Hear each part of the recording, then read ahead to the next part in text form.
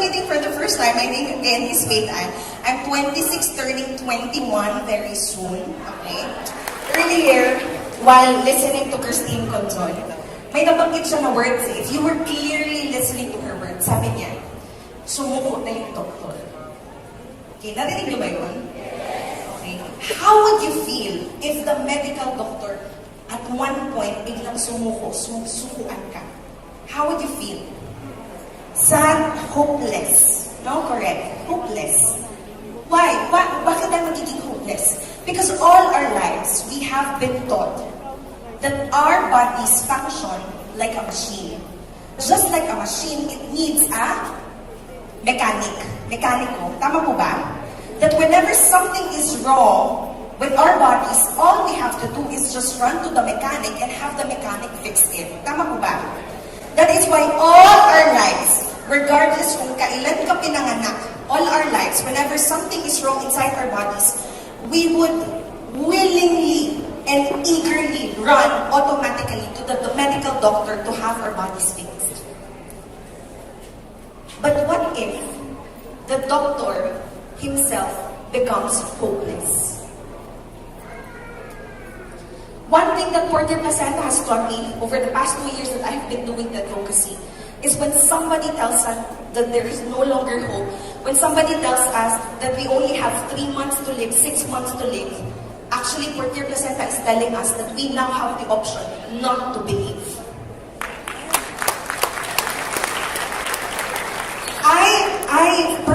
I have seen it in my own personal 2 eyes. And just like a lot of us tonight, I was also very much skeptical. But then I saw my mother suffering from stage 4 colon cancer. Her life is now, by the grace of God, very much extended. And in fact, she's one of the most proactive advocates of Purtier Placenta in the whole of Philippines today. I saw it in the life of Team Elite Pavo from Ormoc City, Leyte, Menchi and Misa.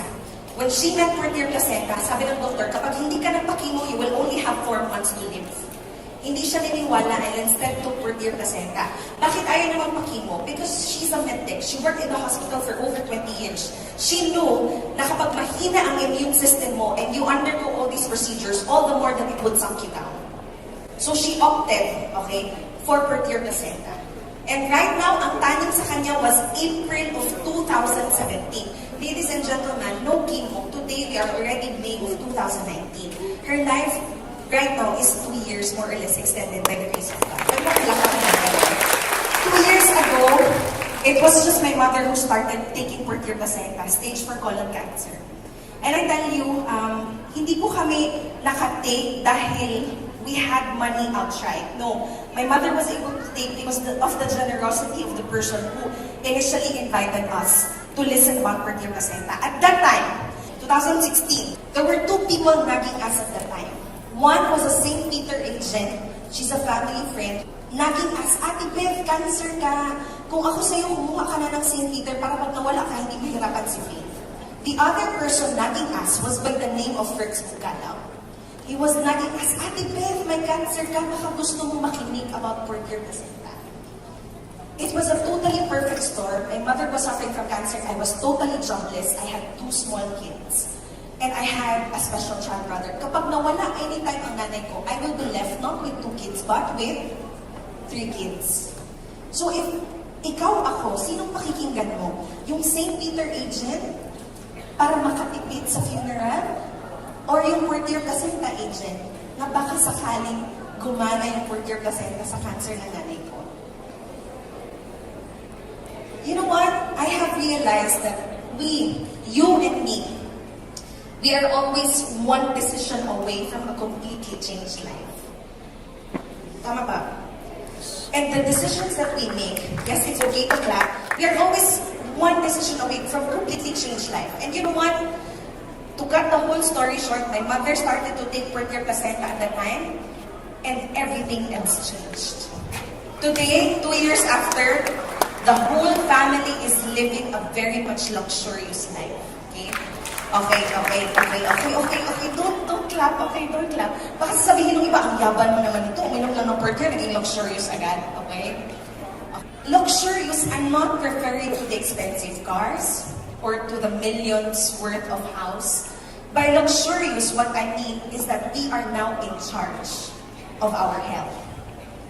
2 years after when my mother started taking Purtier Placenta, we are now luxurious in the sense that we see cancer, we are no longer threatened. Isn't it luxurious? Isn't it freedom? We see diabetes and we are no longer threatened. Why? Because we have seen the power, the miracles of oral life stem cell therapy in the person of Purtier Placenta. From tonight onwards, we will never be looking at diseases the same way ever again. You know, conventional medicine, it's very good. It helps and it saves a lot of people. But then the question is, what if umabot sa punto that even the medical doctors who we look up to as the demigods of our health, tama ba? Paano pag umabot sa punto na sila na mismo ang sumuko sa atin? Okay? VUA International through Purtier Placenta is telling us today that there is no need to be hopeless because the testimonies that you have witnessed earlier are just few of probably thousands